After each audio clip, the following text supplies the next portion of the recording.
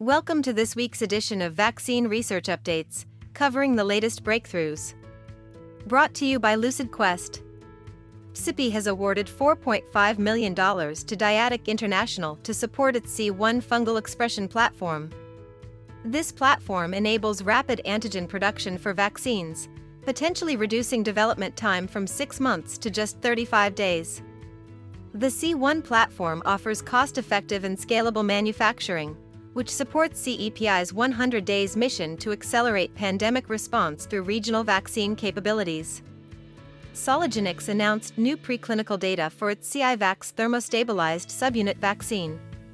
In non-human primate studies, CiVax demonstrated broad immune protection against multiple COVID-19 variants and outperformed traditional mRNA vaccines when used as a booster.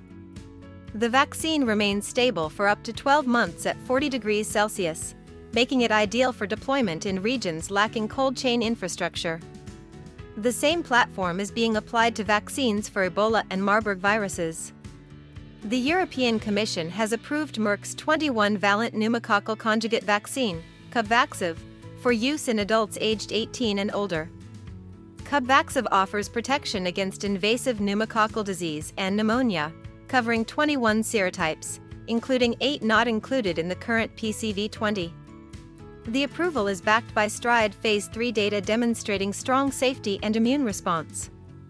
Capvaxive is already approved in the United States, Canada, and Australia. AstraZeneca is investing $2.5 billion in a new research and development hub in Beijing. The facility will focus on early-stage research and artificial intelligence-enhanced drug development. A joint venture with Biocongtai will also support vaccine development for respiratory diseases. This expansion will increase AstraZeneca's local workforce to 1,700 and underscores the company's long-term commitment to China's growing life sciences ecosystem. ProMIS Neurosciences presented 3 preclinical vaccine candidates at AD/PD 2025 targeting key neurodegenerative proteins. These include A-beta oligomers linked to Alzheimer's, alpha-synuclein associated with Parkinson's, and TDP-43 related to other neurodegenerative conditions. The candidates were developed using computational protein design to ensure specificity for toxic misfolded proteins. The PMN310 antibody showed high selectivity and binding strength to Alzheimer's-associated oligomers, signaling promise for future disease-modifying vaccines. GSK has launched a major dementia study in the UK to assess a possible link between shingles vaccination and reduced dementia risk. The research will analyze anonymized data from 1.4 million patients using National Health Service electronic health records. The study is a collaboration with the UK Dementia Research Institute and Health Data Research UK and seeks to uncover large-scale, population-level insights into dementia prevention strategies. Everest Medicines has received clearance from the US FDA to begin clinical trials of its first self-developed mRNA cancer vaccine, EVM14.